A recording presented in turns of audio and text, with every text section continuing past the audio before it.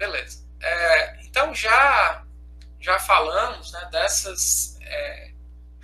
de alguns aspectos importantes nesses reatores anaeróbios, como elevada atividade, como elevada velocidade, como elevada densidade, mas também aqueles aspectos mais gerais no tocante a crescimento microbiano, como pH adequado, principalmente, como já discutimos, que favoreça a etapa da metanogênese, que é a limitante normalmente do teu processo, a ausência de substâncias tóxicas, alcalinidade suficiente, presença de macro e micronutrientes, certo? Todas essas condições, concentração de sal adequada, para não haver problemas de choque osmótico, enfim, todos esses aspectos. Portanto, você tem, além da atividade dessas características mais físicas do grânulo, condições ambientais de operação do teu reator. Limitar as velocidades ascensionais na região da manta de lodo,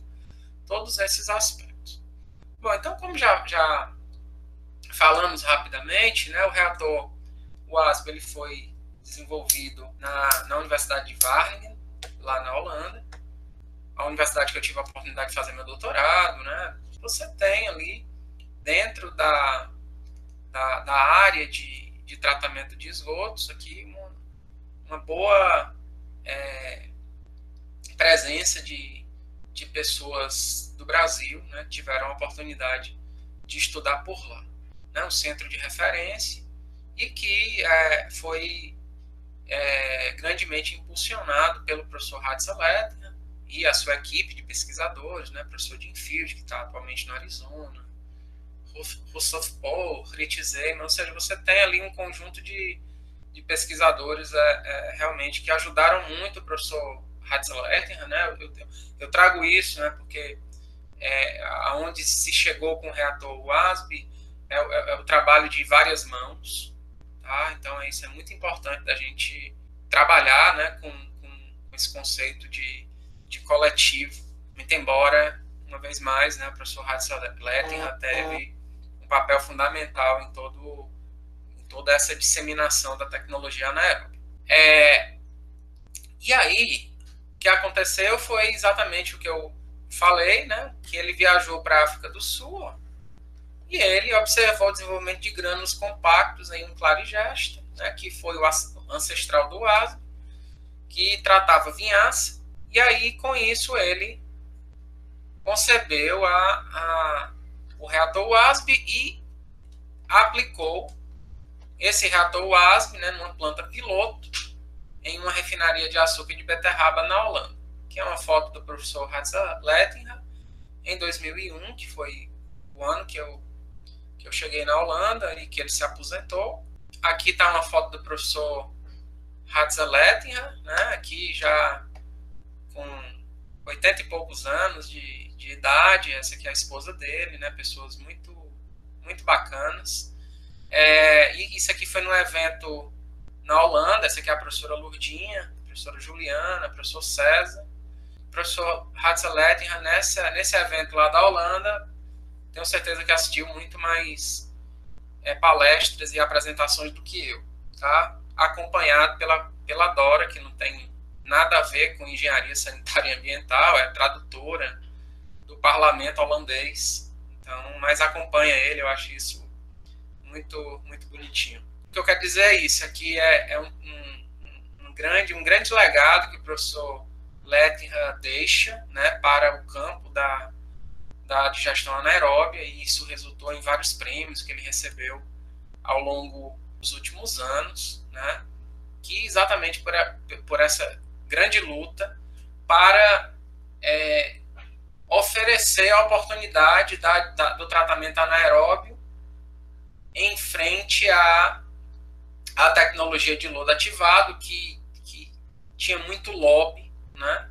junto às companhias de saneamento, para a disseminação da tecnologia de aeróbia de lodo ativado, né, e sempre colocando empecilhos para a disseminação da tecnologia anaeróbica. Tá?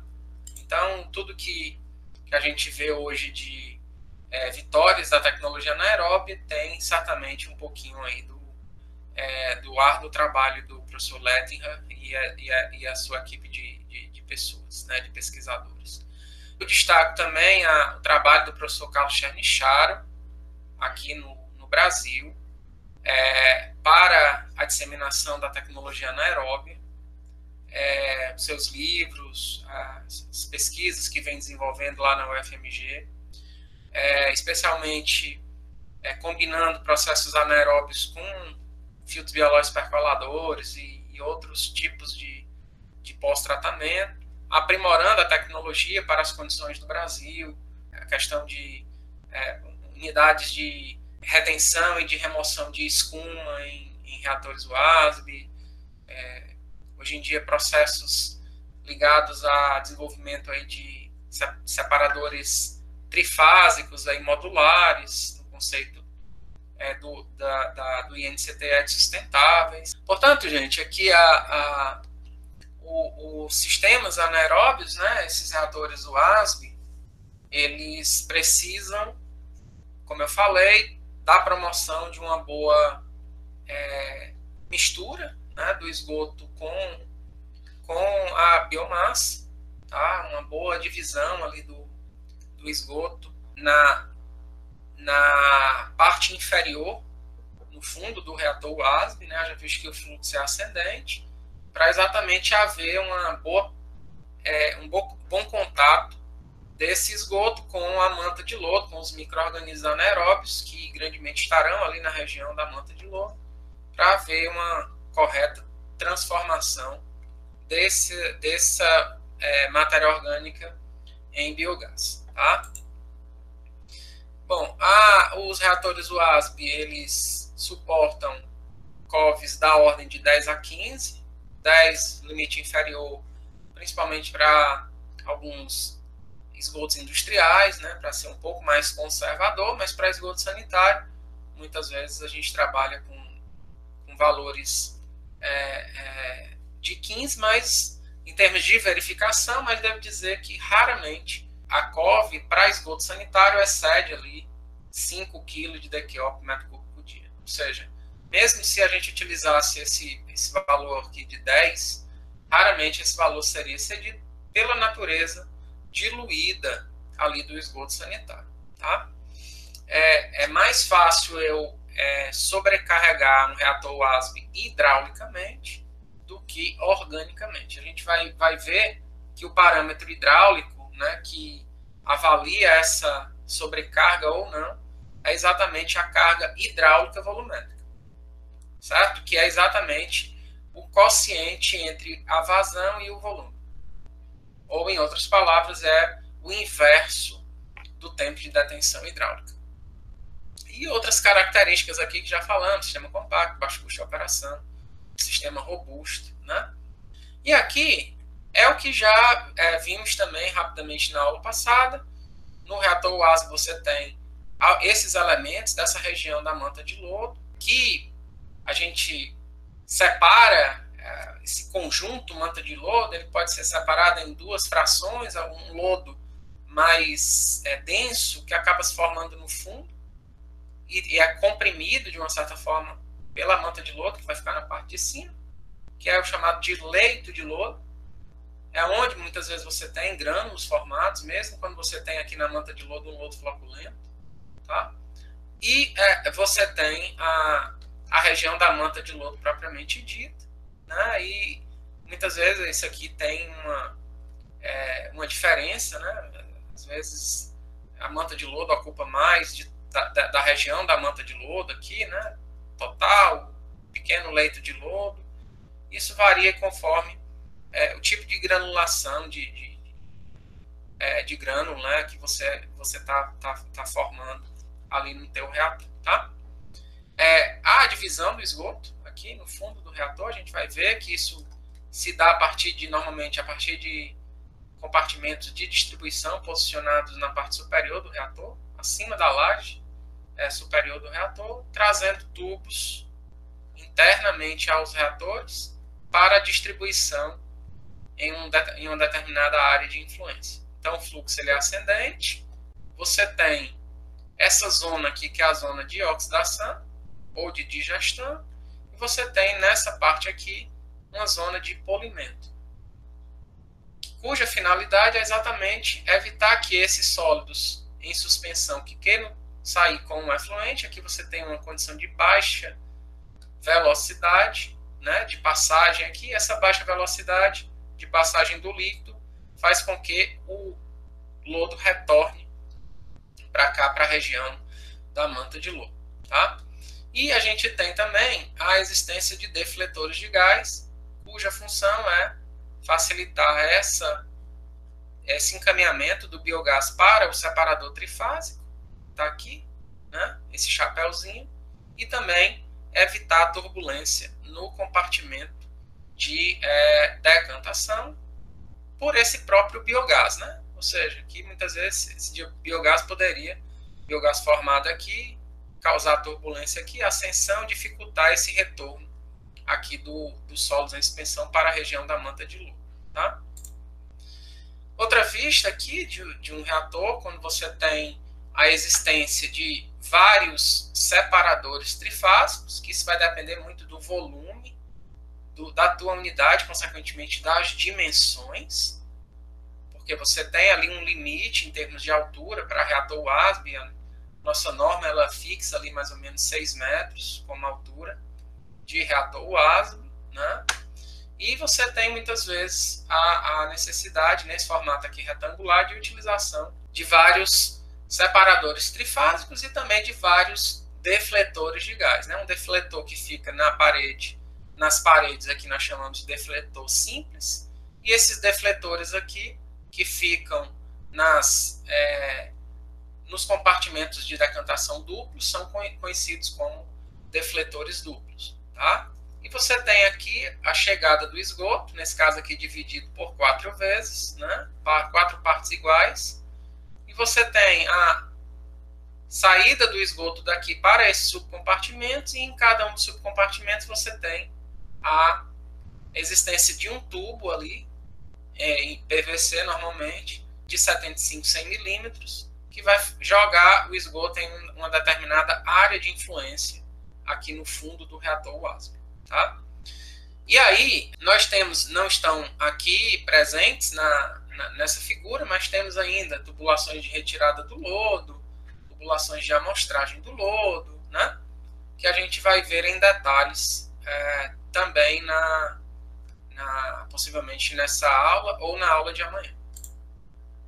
Uma vista aqui de uma unidade anaeróbia, ela em concreto, com a existência aqui das caixas de distribuição aqui, né, de vazão, tá? Você vê aqui essas distribuições que acontecem aqui, ó, peneira estática muitas vezes, né?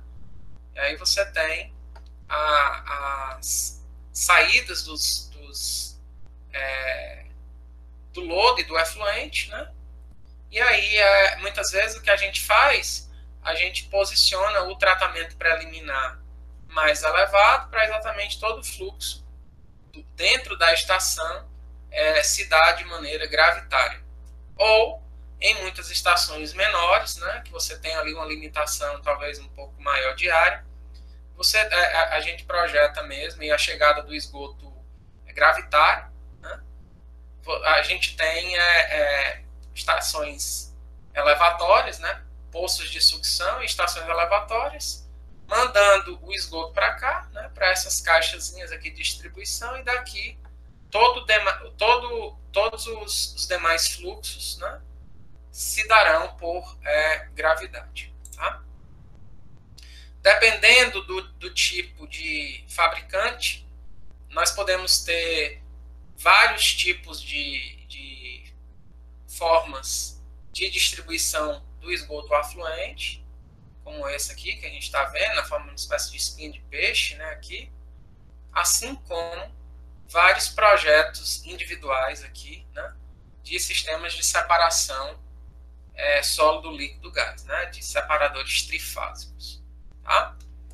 Então, eu deixo aí no material para vocês darem uma olhada, né, eu vou passar alguns vídeos aqui também para vocês darem uma olhada, e à medida em que a gente vai vendo em detalhes, cada vez vai ficar mais claro aí para vocês essas várias possibilidades, né, de projeto e de execução, tá? Tubulações perfuradas aqui, sistema de separação trifásica diferente, como esse que vocês estão vendo, né? Isso é muito parecido com o sistema usado no reator do tipo IC, né, que é da Pax, né? Só que no caso do IC, como a gente já viu, existem duas baterias de separadores trifásicos, tá?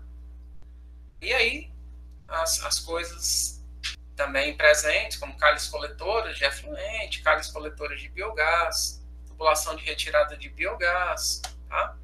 No caso de AGSB, bombas de recirculação. E aí, muitas vezes, né, você tem essa saída aberta aqui, ó, como a maior parte das ETs do Brasil, a gente tem essa parte aqui aberta, né, que de uma certa forma tem maior risco de emissões fugitivas aqui e problemas aí de geração de odor, porque muito H2S acaba indo com o efluente. Ou muitas vezes você tem aqui unidades totalmente fechadas, como essas que vocês estão vendo aqui, né? Essa planta na Holanda, tá? Muitas vezes a gente tem a combinação de materiais. Muitas vezes a gente tem reatores que as paredes externas são feitas em concreto, principalmente para os grandes reatores, né? E as unidades internas, a gente utiliza fibra de vidro ou outros materiais, ou seja, faz só o chumbamento aqui dessas estruturas aqui no caixote do reator. Obviamente que você vai ter todo o sistema de vigamento, né, de sustentação desses separadores trifásicos, por exemplo, né, toda a colocação daquele macarrão de tubulações, como eu mostrei, que vai pegar o esgoto lá do compartimento de distribuição, né, do sisteminha de distribuição, e vai jogar lá no fundo do reator. Você pode ter um reator em fibra de vidro, que ele já é totalmente finalizado na própria indústria, e quando chega lá no local ele só é jogado para cima de uma base de concreto que vai ser executada no local, né, a partir de um caminhão do tipo Munk. Ou muitas vezes, dependendo aí do tamanho, né, da dificuldade de transporte, é feito na indústria esses dispositivozinhos. Lá no local se faz a parte externa também em fibra. Você tem a ligação, né, a montagem aí das várias unidades, tá?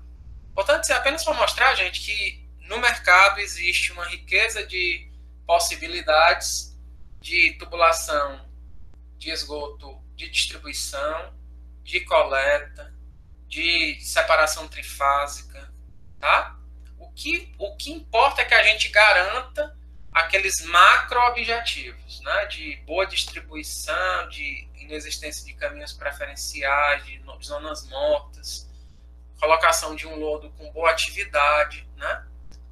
Se a gente consegue isso, uma retirada boa do biogás, se evitar a saída do sólido em suspensão, se a gente consegue isso, se o material é de elevada resistência, né, para pouco tempo depois de não estar demandando ali intervenções na unidade de tratamento. Portanto, a gente tem várias possibilidades construtivas em relação a reatores WASP. E também os demais reatores que já discutimos alguns deles. Tá? Isso aqui é o que eu falei, olha, quando você tem a possibilidade da estação de tratamento de ter um tratamento preliminar elevado, está vindo aqui da própria linha de recalque, aqui do esgoto bruto, passa pelo tratamento preliminar, gradeamento, desarenação, medição de vazão, etc. E daqui, ó, a partir daqui, todo o fluxo na estação de tratamento será gravitário. E no projeto a gente faz esse cálculo, né, a partir do perfil hidráulico que fazemos para exatamente demonstrar que todas as cotas, né, que iremos colocar, essas unidades, essa energia será suficiente, ou mais do que suficiente, para se vencer as perdas de cargas aqui nas tubulações, na passagem aqui pela região da manta de lodo. Enfim, você tem aqui várias coisas a se contabilizar, tanto as perdas de carga localizadas quanto perdas de cargas distribuídas. Tudo isso, né, a gente contabiliza nesse perfil hidráulico. Tá?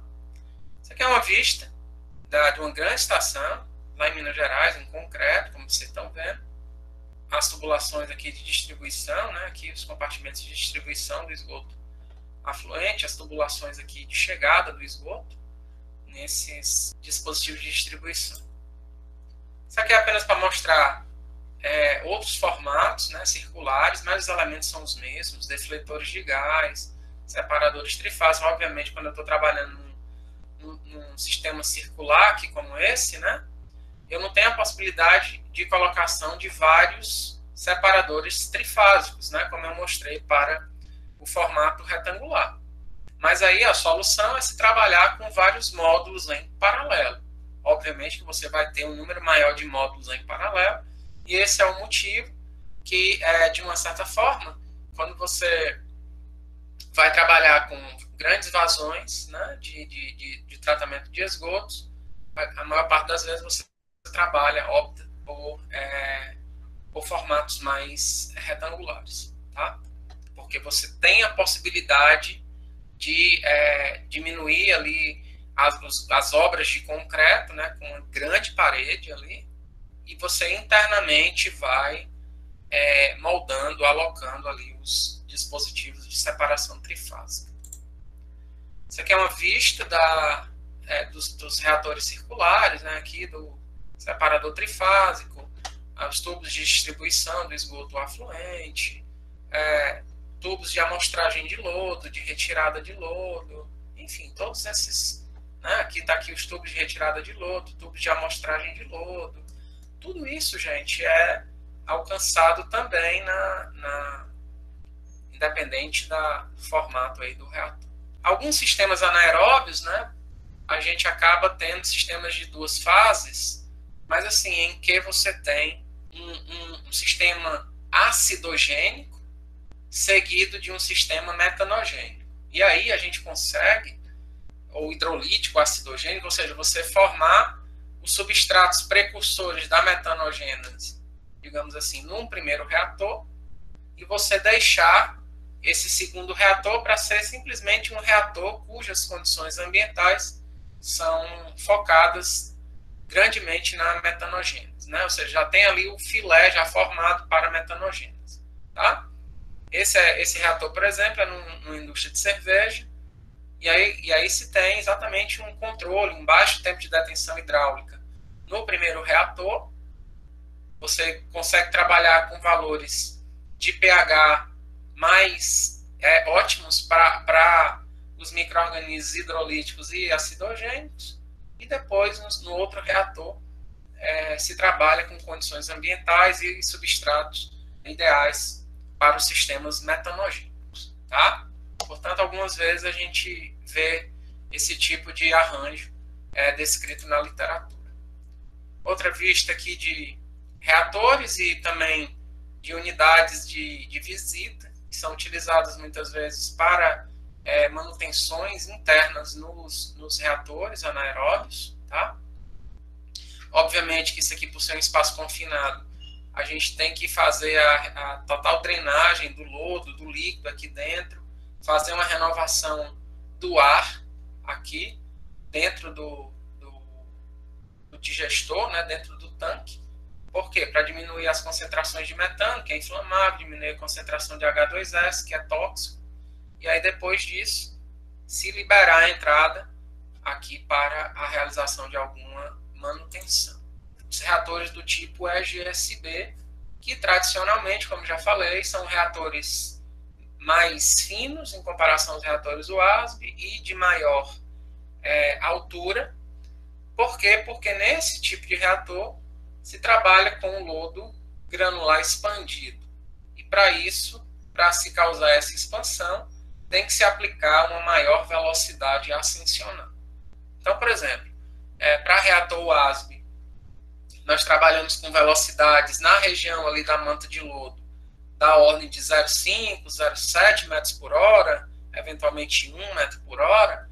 Para lodo granular expandido, essas velocidades são dessa ordem de grandeza, né, de 5, muitas vezes alcançando 10 metros por hora.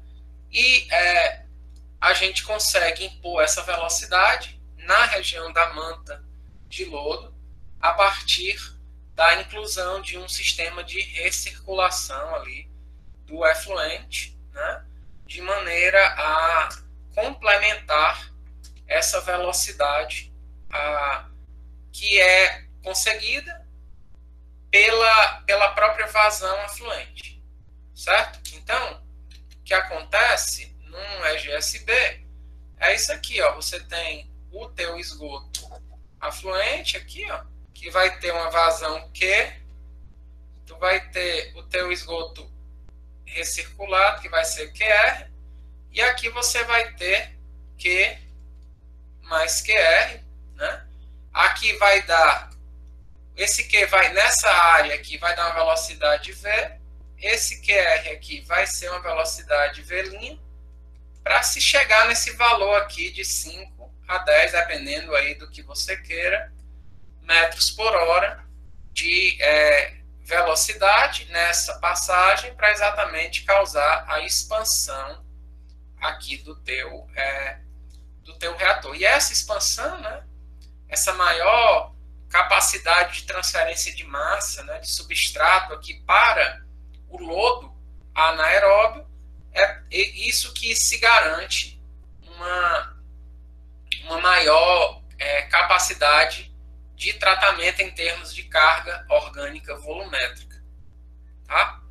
E aí a gente, se vocês estão vendo aqui, né, se está entrando QR, né, aqui está saindo QR, então o meu QR ele é constante, né, aqui, e aqui se está entrando Q, ó, aqui o que está saindo aqui vai ser Q. Então o meu QR não interfere aqui no meu tempo de detenção hidráulica, tá?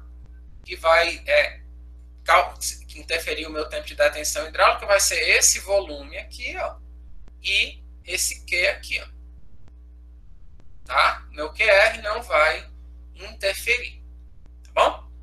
E isso que vocês estão observando aqui do lado é o que eu falei, a presença de grânulos aqui, ó, no reator EGSB, como esse que vocês estão vendo, grandes produções de biogás, né? Já visto que quanto maior a carga orgânica volumétrica, maior é a produção ali, a liberação volumétrica de biogás, e essa maior produção, liberação de biogás ajuda muito, gente, nessa mistura aqui, ó.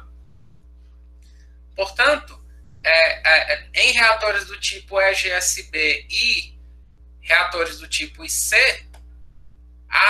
o número de tubos de distribuição ali meio que tem um papel menos importante, né? Porque o que não se consegue grandemente dar de mistura com a menor quantidade de tubos de distribuição acaba se conseguindo com essa maior produção de biogás, né, que ajuda muito, como eu falei, nessa mistura, tá? Além da própria expansão, né, que você aumenta ali a área superficial, a quantidade de canais de entrada do teu esgoto afluente. E aí, ó, o que se observa é exatamente a existência de reatores bem elevados aqui, né, de elevadas alturas, que você tem da mesma forma, né, zonas de oxidação e zonas aqui de polimento. E aqui você está vendo, ó, essa aqui é a saída do efluente, que vem aqui, ó, para uma tubulação que vai para outra parte ali da estação de tratamento, o grânulo aqui, e a velocidade, né, ali de passagem, elevada velocidade de passagem, que causa essa expansão aqui do teu lodo, tá? Outra vista aí, olha, né, de sistemas de circulação externa, como eu falei, né, tipo EGSB, e o IC, que é uma forma de circulação interna, sem a necessidade de bombas. Isso aqui é um sisteminha de circulação interna, IC, que eu já falei, né, fotos aqui, vocês estão vendo de alguns deles. Observem que muitas vezes esses sistemas eles têm uma relação altura-diâmetro como essa que vocês estão observando aqui, né? Mas dependendo, você pode ter uma tubulação mais, um tanque um pouco mais enterrado, que não dá para a gente observar aqui, ou muitas vezes uma relação mais próxima ali de reatores WASP, tá? Bom, no caso de IC, olha, né, também COVs elevadas, eficiência de remoção de DQO muitas vezes superiores a 80%, né, e para esgoto sanitário, normalmente essa eficiência de remoção ela é da ordem de 60%, 65%, e uma vez mais, né, quanto mais concentrado é o esgoto, normalmente maior é essa eficiência de remoção, né? Às vezes você tem dificuldades de remoção de esgotos extremamente diluídos. No caso de reatores IC, devido às taxas serem mais elevadas, né? Você ter ali um bom sistema de mistura, condições hidrodinâmicas, duas baterias de separação, sólido, líquido, gás, a volume de biomassa a ser inoculado ali no sistema é menor do que, por exemplo, aquele utilizado em reatores WASP. Tá? Além do que, o TDAH de reatores IC, eles são menores do que aqueles utilizados para reatores WASP. Tá? Alturas podendo chegar muitas vezes até 25, 30 metros, e diâmetros variando ali de 1,5 metro até 15 metros.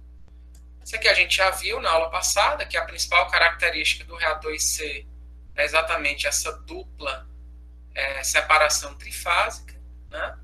E a existência desse tanque de degasificação, que vai exatamente promover a separação do biogás, que vai para sua utilização ou queima, e esse líquido aqui, que vem absorvido com o biogás, que retorna lá para o fundo, né, em uma circulação interna, diferente do EGSB, que é a circulação externa, que a gente já viu. Né? E aí você tem uma boa mistura aqui, ó, e por isso você tem, muitas vezes, um papel secundário aqui para o teu sistema de distribuição do esgoto afluente. Tá bom?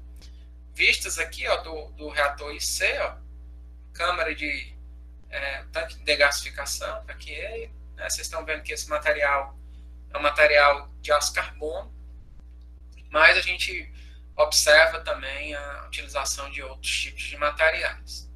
Uma vez mais, né, independente do material, o que importa é que você consiga produzir um determinado reator com aquele diâmetro, com aquela altura e que muitas vezes seja compatível ali com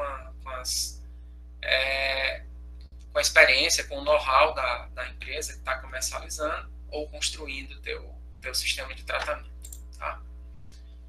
Então, isso aqui a gente já falou, né? Apenas para mostrar aqui a escada, muitas vezes, de acesso. Já visto que esses sistemas são muito altos. Né? Nós temos também, gente, a existência de reatores do tipo compartimentados ou do tipo chicaneados, né, com chicanas, ou que eu falei na aula passada, os baffled reactors. Né? Normalmente a gente trabalha com 3 a 5 câmaras. E aí o que acontece, né, nesses sistemas é que o TDAH normalmente é maior, de 12 a 24 horas.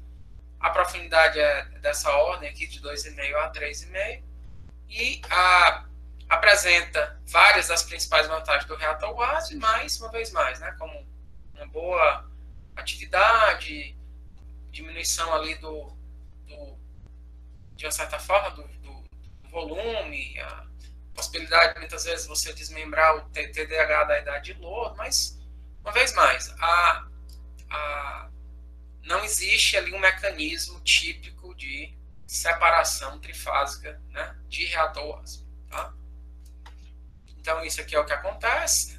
Tem uma boa vantagem, muitas vezes, esses compartimentados, porque muitas vezes no problema de toxicidade, a maior parte da toxicidade é sentida, às vezes, na primeira câmara, né, e as demais não sofrem tanto com esse problema, né, mas você tem, muitas vezes, dependendo aqui das condições hidráulicas, você tem perdas de lodo aqui que acabam por sair aqui como efluente, exatamente pela inexistência aqui de dispositivos de separação. Por esse motivo é que, por exemplo, no Brasil, vem se utilizando muito esse tipo de reator compartimentado, o ASB, anaeróbio, para águas cinzas, né?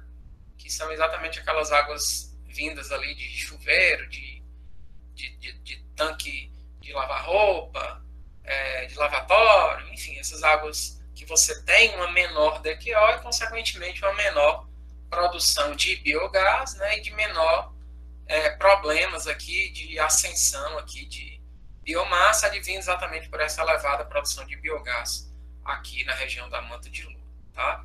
Portanto, você tem muitas vezes a utilização, vem se utilizando muitas vezes em sistemas ali compactos, anaeróbios, aeróbios, né? Como esse aqui que eu estou apresentando.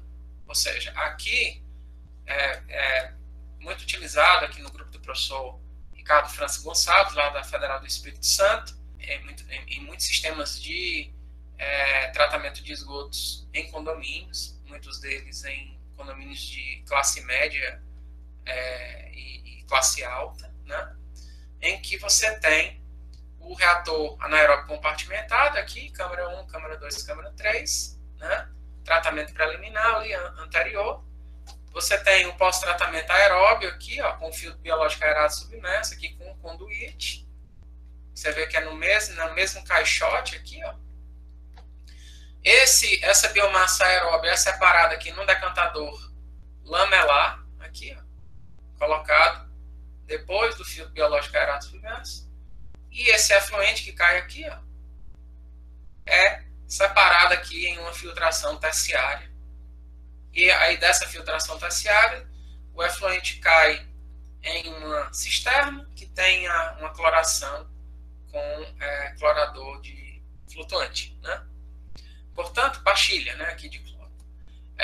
Então, gente, o que a gente observa muitas vezes, né, que essas combinações de processos, né, desenvolvimento de processos cada vez mais compactos, que consigam, de uma certa forma, trabalhar em escala plena, com essas melhores vantagens, essas melhores características de cada um dos processos, quer aeróbios, anaeróbios, tá? É muito importante que seja de fácil operação, porque muitas vezes, né, esses sistemas de tratamento, eles são operados ali por um especialista que vai uma vez na semana, que treina ali minimamente o operador ali da estação, que em caso de condomínio é o zelador, né, que vai ali dar uma olhada rapidinha em alguns pontos, mas que muitas vezes não oferece o sistema, né, uma boa robustez, né, e que de uma certa forma isso acaba por diminuir as eficiências ali na operação. Tá? Isso aqui é um fluxograma daquilo que eu falei, né, água cinza, os racks aqui que eu apresentei para vocês, o filtro biológico, decantador, aqui a filtração terciária, né, e aqui o reservatório e a reutilização dessa água para descarga de vaso sanitário, naquele caso lá, né? Isso aqui é uma outra vista aqui do sistema que foi colocado, né, em condomínio.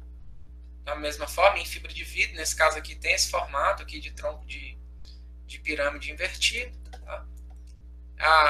A parte sequencial aqui nos reatores compartimentados e depois os outros reatores, como eu falei, aeróbios, decantador lamelar, filtração terciária que está aqui. Tá?